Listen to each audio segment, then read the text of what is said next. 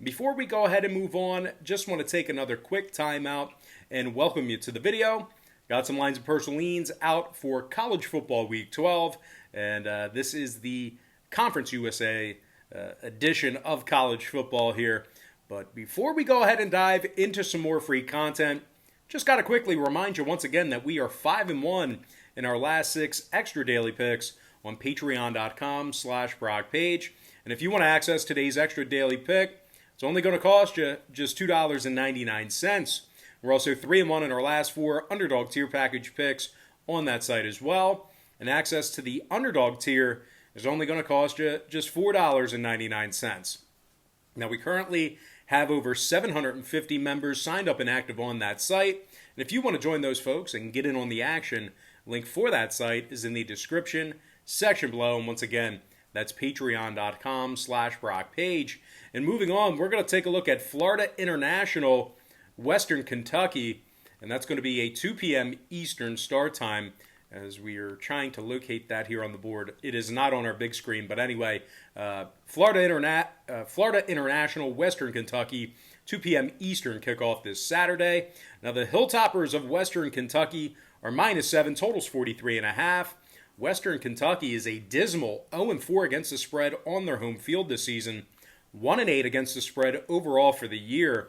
The Hilltoppers are scoring just 14 points a game, and they're gaining less than 4.4 yards per play.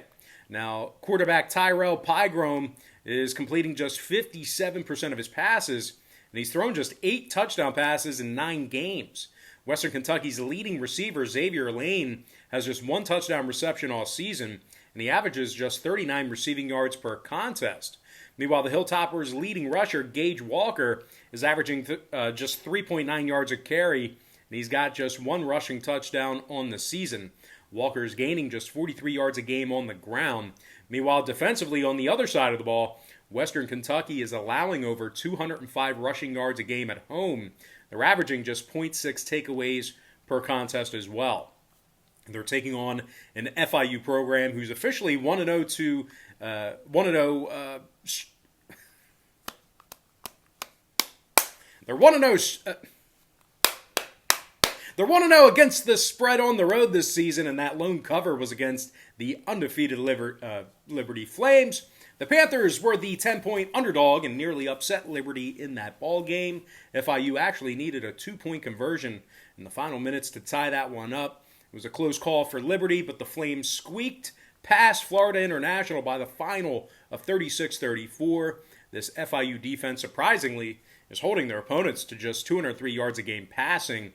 Tevin Jones has a pair of interceptions from that linebacker spot, 11 total tackles and a forced fumble for Jones. Devon Strickland also has a pair of sacks from the defensive line, 11 total tackles for Strickland. Rashard Dames and Josh Turner each have an interception from this Panthers secondary as well. And when it comes to the total in this one, FIU saw their 3rd ball game of the season with Jacksonville State stay about 27 points below the posted number. Meanwhile, Western Kentucky's last 4 straight contests stayed under the line themselves. Give me the underdog FIU Panthers +7 and the under 43.5 in that contest. All right, next matchup. We're actually queued up right here. Rice, North Texas, 2 p.m. East. The North Texas Mean Green is -2 at home, total 63 points.